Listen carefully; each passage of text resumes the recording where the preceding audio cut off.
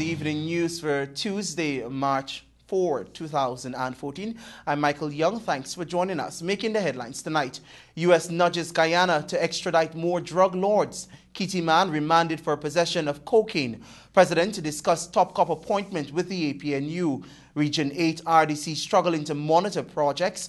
Family court completion delayed again. And a carpenter is jailed after slapping his wife. It's now time for the news in detail.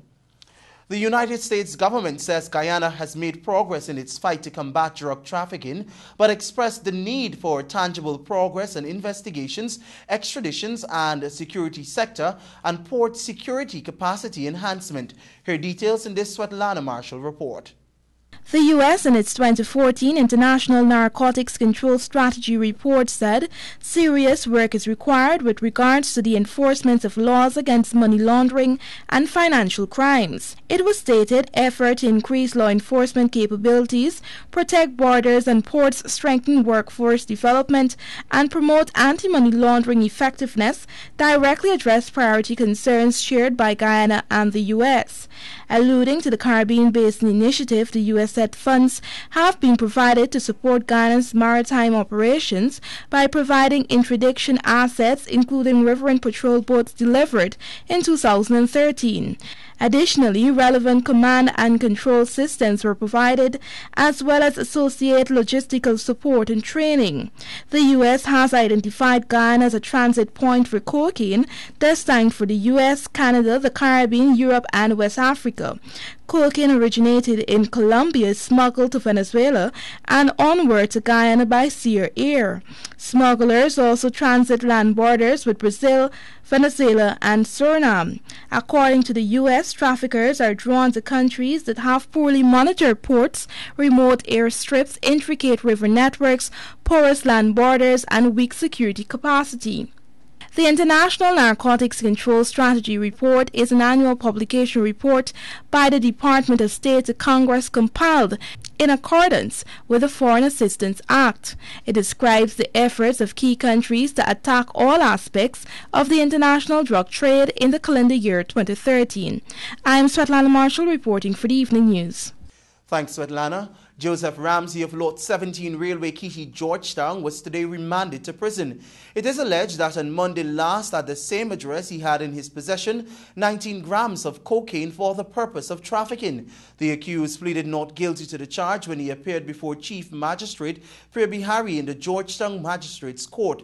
The defendant is expected to make another court appearance on March 19, 2014 for a report and fixtures.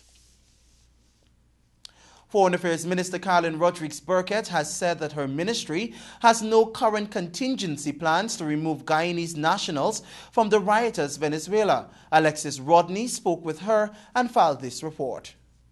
I'm aware our embassy in Caracas is monitoring the situation. At this point in time, we have no reason to start any kind of evacuation. Of course, that would be dependent on whether our people request any assistance from us, but we are monitoring the situation.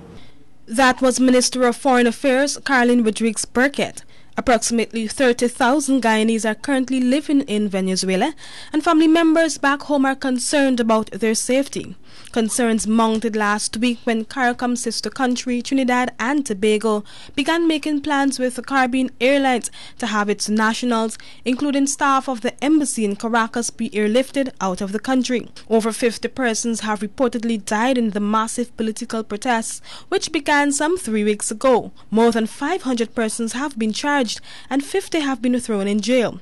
And as the tension continues to mount, more than 150 persons have been injured. The protest action was organized by Maria Corina Mercado and Leopoldo Lopez, leaders of the Venezuelan opposition, along with a number of student movements. Reports are that violation of civil rights, chronic scarcity of basic goods, and high levels of criminal violence are among the many reasons for the protests. The inflation rate for 2013 was tallied at 56.2%, and the scarcity index had been near 20% throughout 2013. For the Evening News, I'm Alexis Rodney. Deputy Mayor Patricia Chase Green today justified the council's exorbitant wage bill after blistering revelations by the ruling People's Progressive Party Civic. Her details in this story. Deputy Mayor Patricia Chase Green confirmed that 70% of the council's budget was being spent on payments to staff, but justified the development as absolutely necessary since the council has an extremely large workforce which is multitasking. Is this true? Of course it's true, but is it only Georgetown budget? Read today's Chronicle. See his concerns of all the municipalities. Because what you have to depend on is your rates and taxes. We offer core services. We have the markets, we have the roads, we have the drainage, we have our daycares, we have the maternal and child welfare, we have the cemetery. These are labor-intense force that you have to have. And he's complaining. We were able to identify each worker, and everything was done during the commission of inquiry. When it was stated before the commission that we had a lot of skeleton staff. On the commission of inquiry, we went to every department and got a listing and everything that was done. And it was found out since then there was no skeleton staff. The phantom staff. He also noted that the staff is unutilized and you're adding 4% to the workforce for this year. How unutilized is the staff? Is the staff unutilized further? Our staff is not underutilized. On some occasions, when we don't have materials to work with. Shortly before the council presented its budget on Monday, Minister of Local Government and Regional Development Norman Whitaker chastised the City Council for not paying attention to capital works in the city, but rather increasing payments to underutilized staffers. Examining the budget, I noticed also that employment costs and employment overhead stands at 56% of the total anticipated inflow. And a mere 28% of this inflow is set aside for capital works. That's new works. While overtime continues to be featured to be very high in the budget.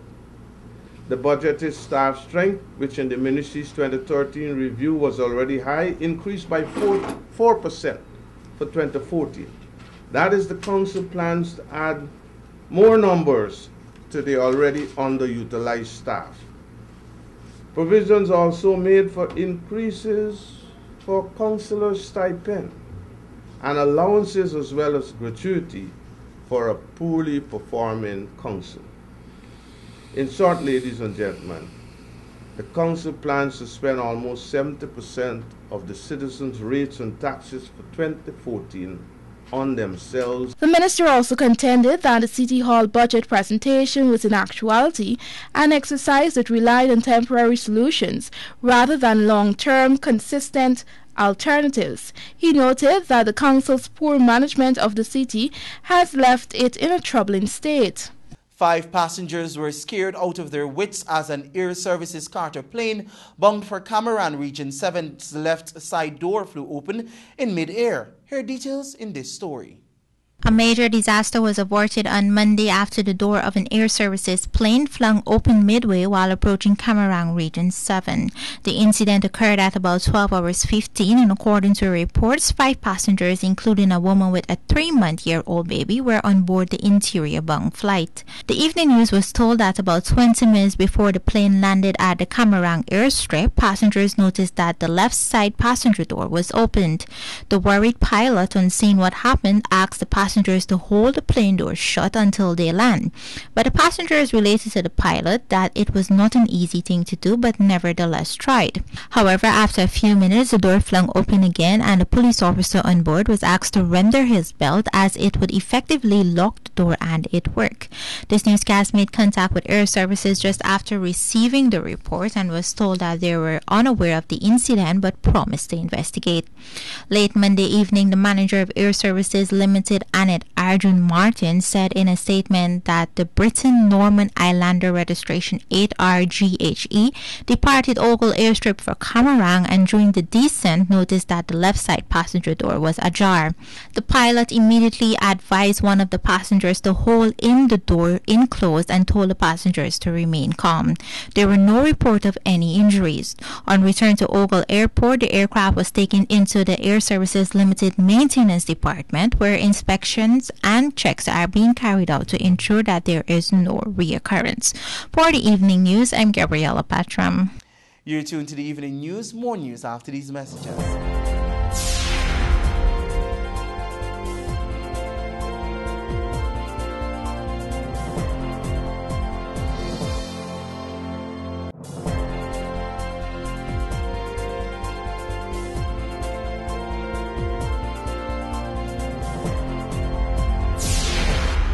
Welcome back. This is the evening news.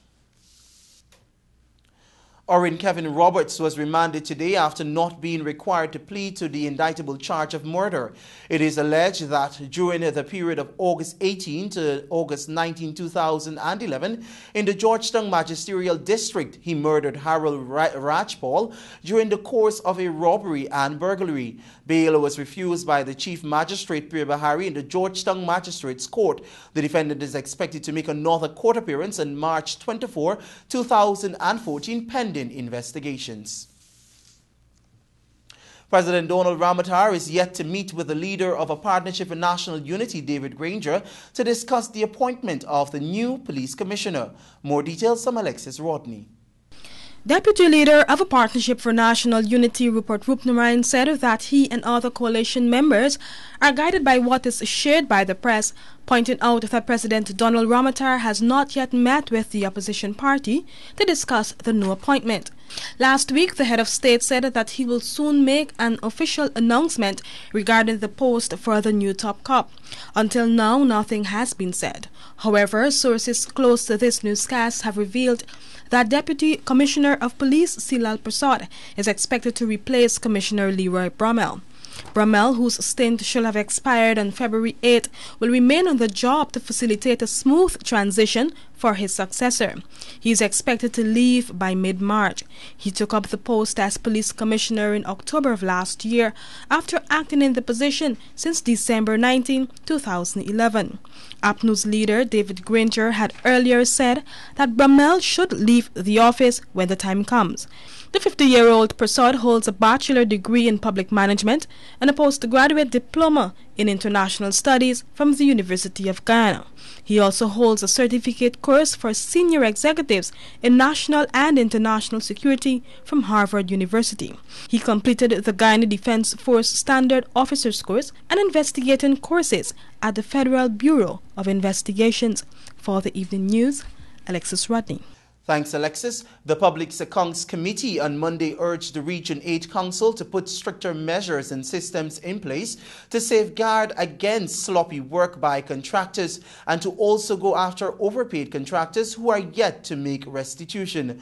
Region 8 Regional Executive Officer Ronald Harsawak told the PAC on Monday that the Regional Democratic Council has garnered the support of the Tushhouse to monitor projects. He said due to the mountainous characteristics of the district, monitoring of capital and recurrent projects is often challenging. He explained that many communities cannot be accessed by road, but rather by air. As a result, Tushhouse have been asked to monitor projects in their respective communities.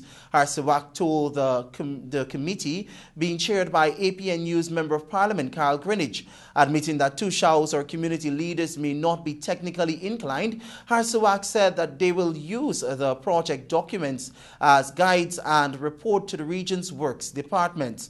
In the past, the RDC's Works Department had a shortage of inspectors to monitor projects, but this deficiency has been addressed, the REO told the PAC. However, the PAC was informed that overpayments totaling $2.631 million made to contractors in 2009 have not been recovered.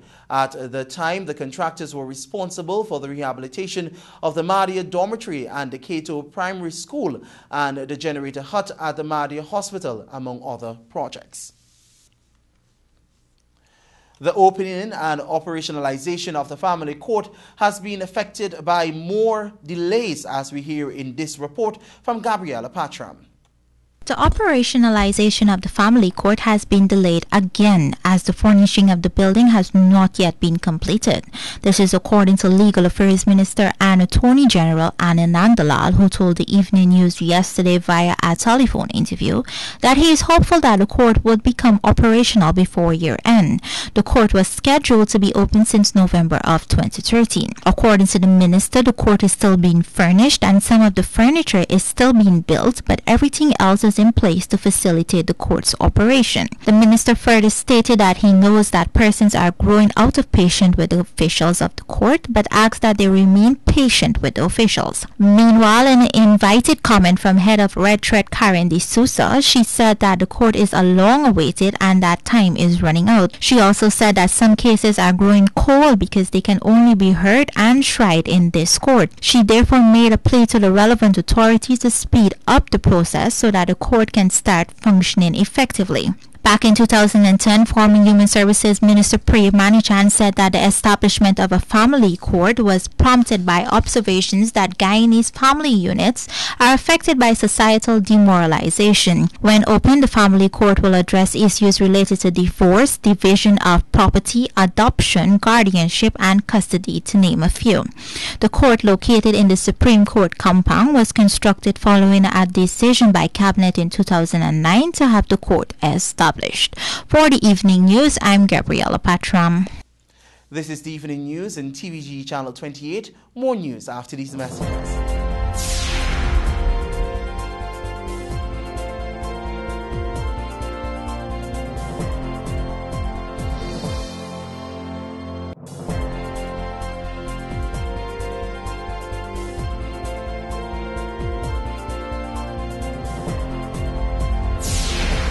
Welcome back. German Joelle, who was sentenced to 2 years imprisonment for escaping from lawful custody by Magistrate Gita Edmond, on Monday last pleaded guilty to the charges. It is alleged that on February 28th at South Road, in the vicinity of the High Court, the defendant escaped while in the lawful custody of Corporal James Garnett. Police prosecutor Renita Bentham told the court that on February 28 around 8:55 hours, the defendant was being escorted by Corporal Garnett for the Georgetown Magistrate Court for the offense of deposited waste. The prosecutor went on to say that the defendant kicked off his slipper in the vicinity of the High Court and ran east of South Road towards north in King Street.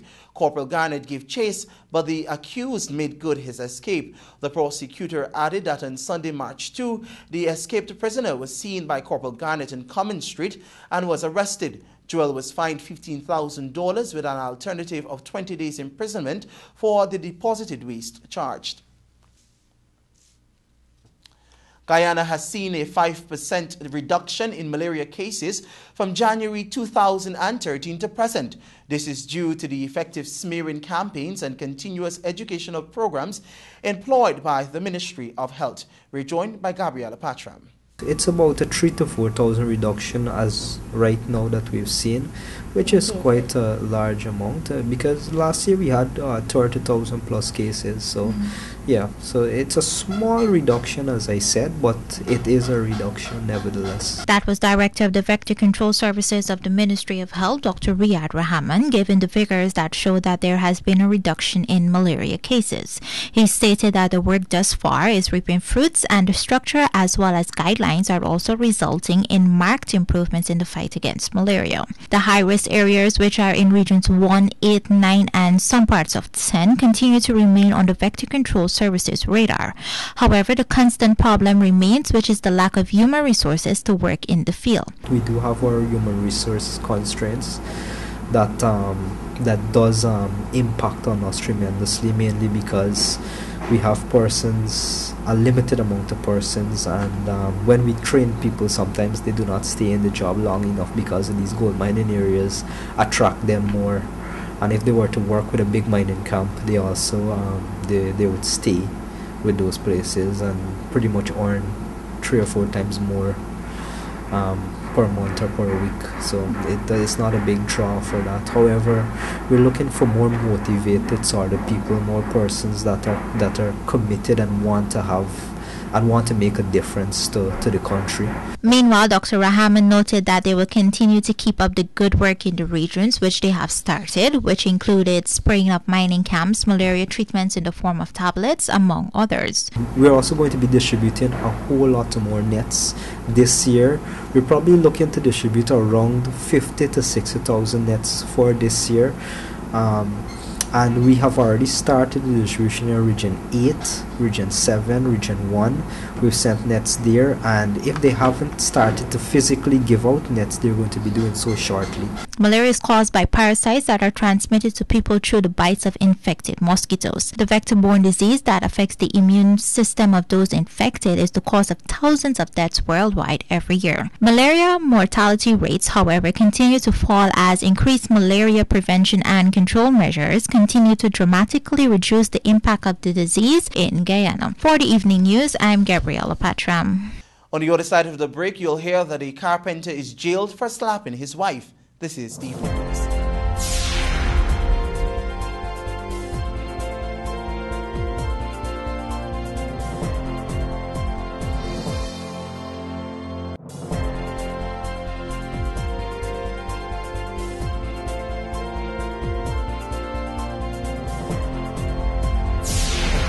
Welcome back. You're tuned to TVG's Evening News.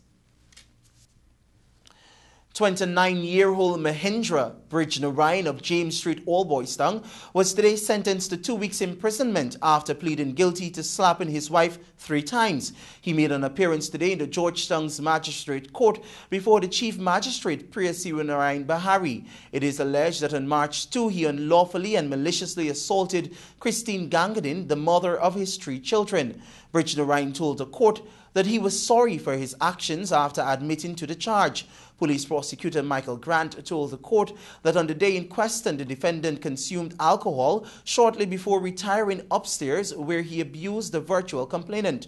The matter was reported and he was subsequently arrested. The Guyana Public Service Cooperative Credit Union is celebrating its 50th anniversary and has kicked off a week of activities with an opening ceremony which started on Monday. More details in this report. Under the theme Moving Resolutely Forward for Sustained Development, the Guyana Public Service Cooperative Credit Union hosted a simple ceremony at the National Cultural Center on Monday to mark its 50th anniversary. Members gathered as they reflect on the establishment of the union and the struggles endured to make it as successful as it is today. Attending the opening ceremony were Prime Minister Samuel Hines, Minister of Human Services and Social Security Jennifer Webster, Opposition Leader David Granger, along with members of the union. Chairman of GPSCCU Thomas Nestor noted that the union has gone a long way in satisfying and assisting members in a variety of ways, including building their homes. The Guyana Public Service Cooperative Credit Union is working on improving its operations to make it more member-friendly. And to date, the financial operations of the credit union have been automated. The work is moving apace to enable members to access their financial information and to initiate transactions via the internet. This, we hope, will minimize the time and effort that members would utilize to carry out financial transactions with the credit union. Delivering the feature address, Minister Webster said that the GPSCCU has evolved over the years as a strong umbrella entity which has been providing loans to citizens. She noted that the union withstood the test of time and can do so for another 50 years. You have done a tremendous job, but there is need for you as leaders of this institution to keep the institution resolutely on course. I know that with the astute leadership of the members of your management committee, led by Mr. Thomas Nestor, that you can look forward to your cooperative credit union growing from strength to strength as you seek to find new and innovative ways to enable your cooperative credit union to grow from strength to strength. Meanwhile, Granger said that public servants are the richest source of talent in Guyana. As such, they should have a better standard of living. I do not see the Public Service Credit Union as a department of the domicile. I see it as a platform for enterprise. I see it as the foundation for combining a source of cheap capital with the acquired competencies that you, the public servants, have acquired over your service. I see it as a combination of capital and the experience and enterprise that you have within you. During the ceremony, performances were done by National School of Dance, Circle of Love, and Kathleen Henrico. The Guyana Water Incorporated has launched an internal probe into reports that one of its engineers attached to the Lethem station was arrested for having sexual relations with a minor. GWI's spokesperson Timothy Austin related that the company has been receiving phone calls from concerned residents of Lethem to look into the issue. The engineer was arrested by law enforcement officials last week after allegations were made that he was involved with a minor who is now pregnant. The engineer, who is from the coastline, is currently in police custody, assisting with investigations. Join us on the other side of the break for your sports guys.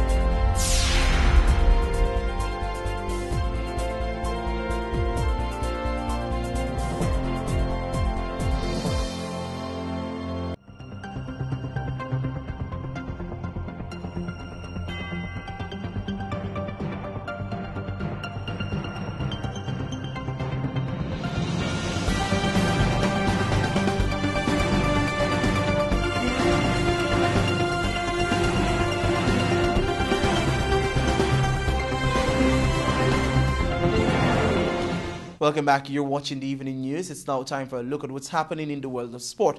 But first, your headlines. Caribbean Inter-Club football starts tomorrow. Graeme Smith retires from Test cricket. And Jagan Memorial Cycling hits Berbice on Sunday. Your sportscast is brought to you with the kind compliments of Macor. We believe that everything worth building should be built just once.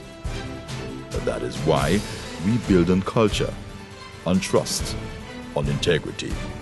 We exist to do more, better, faster, safer. Your success depends on the foundation it's built on. Everything we do is meant to move you forward. Macor, let's build Guyana together. Welcome back. It's now time for a look at the news in detail. All systems are in place for the staging of the highly anticipated Caribbean Inter-Club Football Championship set to kick off tomorrow evening. The three-day activity is being staged by Vision Sports and Entertainment Agency in collaboration with the Georgetown Football Association. Avinash Ramzan reports. The four-team competition will involve local sides Alpha United, Slingers FC and Buxton United, and Jamaica club side Boys Town FC. The first doubleheader will be held on Wednesday at the GFC ground border, while the action switches to the Buxton ground on Friday. On Sunday, the long-awaited event will wrap up with the final set of matches at the GCC ground border. One of the chief coordinators, Wally Fraser, was excited that the event is finally underway, having been postponed late last year. I'd like to say thanks to everyone who contributed and helped to make it and is willing to help us to take it to the level that we have in mind. And myself and Mr. Price have a big vision of taking this thing right through the Caribbean. The tournament has attracted corporate support from Banks DIH Limited and Caribbean Airlines, whose representatives were both delighted to partner with the organizers. It is so important for football in Guyana. In fact, we don't normally hear about goodwill series and goodwill matches, and this is very good. So I would like to really thank Vision Songs for this initiative. I think it couldn't come at a more opportune time when I think we are crying out for some real exciting football at this time. The tournament seeks to bring together two CARICOM countries in both football and cultural activities in the form of concerts. And we have no doubt that we can expect over the next few days to have very competitive matches. Coach of Jamaica's Boys Town FC, Andrew Price, said his club was disappointed with the postponement last year, but nevertheless is eagerly looking forward to trading skills with the Guyanese footballers. As a matter of fact, we were preparing to board the flight when Walt said, boy, if you're going to come here, you're going to come here to swim. And we're not good swimmers, we're good footballers. So I told Walt that, continue to work on it. We look at the best time that we'll be able to come. And, we're happy we are here. Meanwhile, the coaches of the local clubs all expressed confidence of doing well during the coming days. Slingers FC will face overseas opponents for the first time. Alpha United will look to use the event as preparation for the Caribbean Club Championship, while Buxton United will look to give its young footballers some much-needed exposure. It's a good challenge for us. I think, just like you said, we're just 1 year old. But I think we got a lot of experienced players who've been around the park.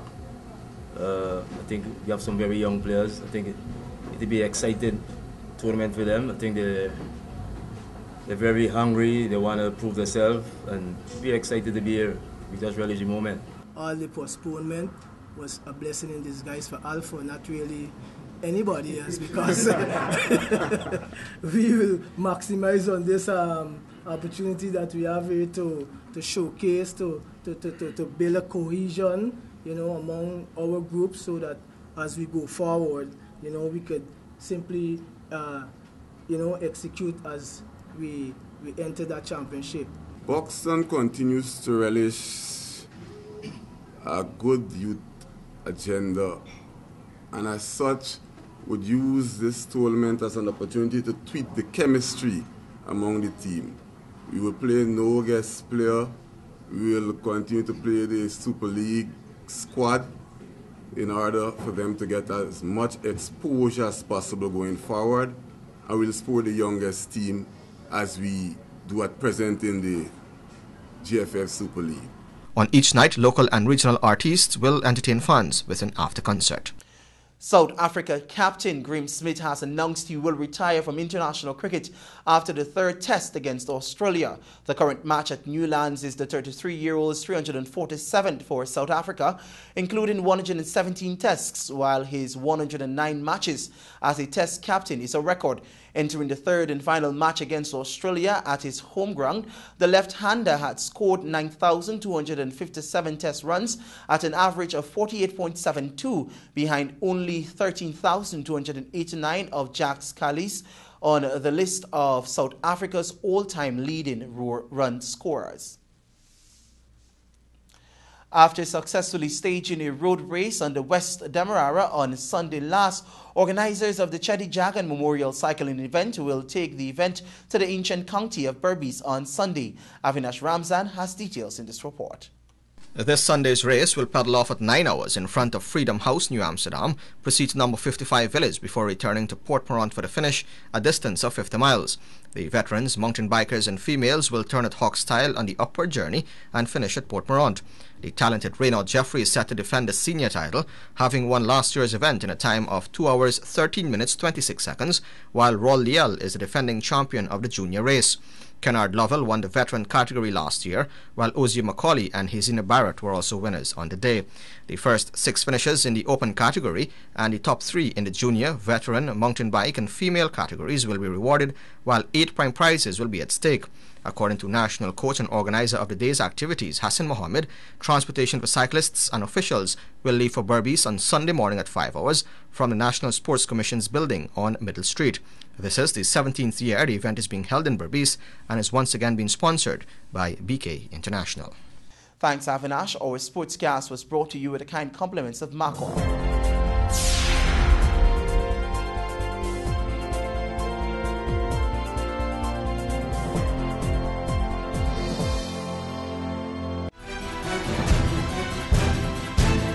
We believe that everything worth building should be built just once.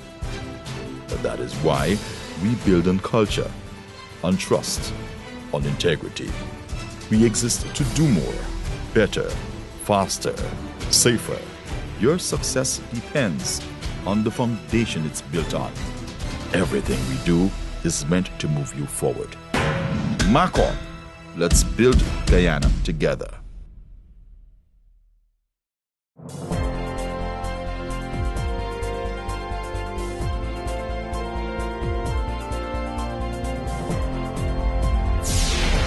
It's now time for a look at your bridge reports. The Demerara Harbour Bridge will be closed on Wednesday, March 5 at 500 hours for a period of 1.5 hours. The Berbice River Bridge will be closed on Wednesday, March 5 at 6 hours 35 for a period of 1.5 hours. That's your Thursday, March 4, 2014 edition of the Evening News. I'm Michael Young, thanking you very much for joining us and encouraging you to do join us tomorrow at 700 hours for a look at your morning news. Goodbye.